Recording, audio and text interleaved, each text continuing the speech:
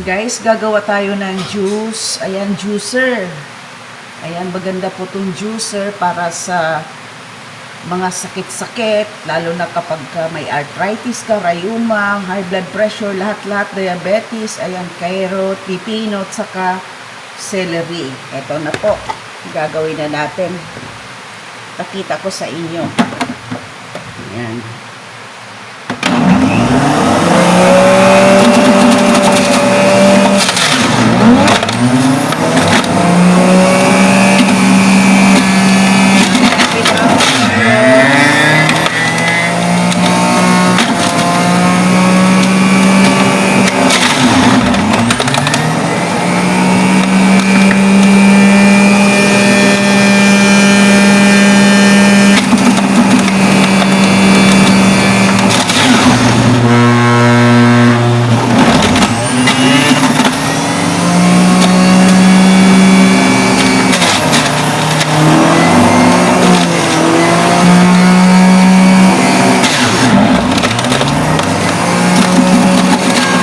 Konti lang guys, para hindi mabulunan.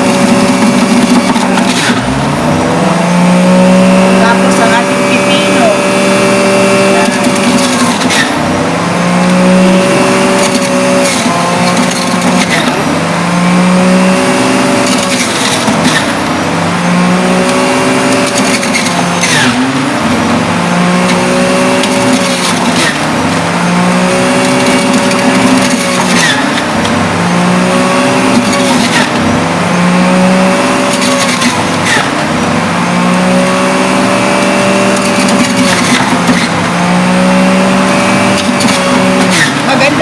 Para sa may mga diabetes, hypertension, at mayroong mga sa kidney, problema sa kidney, tapos yung sa maraming cholesterol. Ayan, so ito po yung celery. Ito po yung celery ay nalunod. Celery. Wala ka na pong ihalo na kung ano-ano dyan, puro na lang ganito. At diretso na lang inumin kasi may lasa na po yan dahil ang carrots ay meron siyang natural sugar. Matamis na po. Ito po ang celery. Ayan, ako sinisimot ko talaga kasi ang celery kasi antibiotic yan. Yes, antibiotic po ang celery.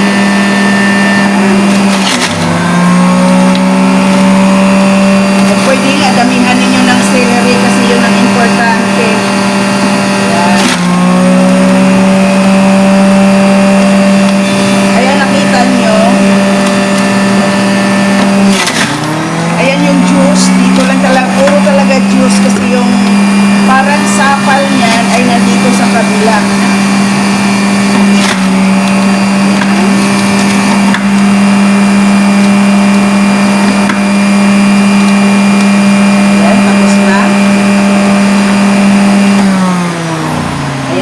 Na po. Ayan, okay na po ang ating juice. Ayan, pag-halo-haluin na yan. Ayan, ilagay sa baso yan. Tapos tingnan ninyo yung parang sapal ng carrots, saka celery, saka pipino. Nandito po sila lahat. Tingnan ninyo. Ayan. Ayan, maganda po talaga kung may juicer ka kasi separate ka agad yung ito po. Tingnan ninyo, tanggalin natin ha. So, ganito po ang nangyari.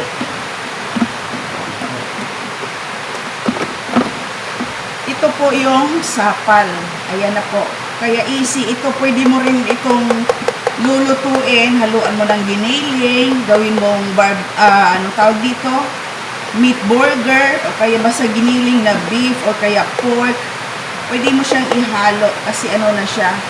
Bali, naka na talaga siya, parang na already to, na talaga yung carrots.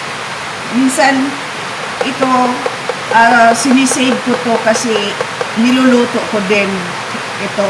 Ginawa kong burger, na carrot, ganyan-ganyan. Diba? Kasi hindi naman marami yan, malinis naman yan. Kaya ready to cook na din yan. So, marami pong pwedeng pakinabang dito. At yung juice naman, at itong juice ng mga ito ay nakakatulong po sa diabetes, may diabetes, hypertension, may sakit sa kidney, mga rayuma, arthritis, mataas ang mga cholesterol, ayan, nakakaano siya ng mataas yung mga uric acid.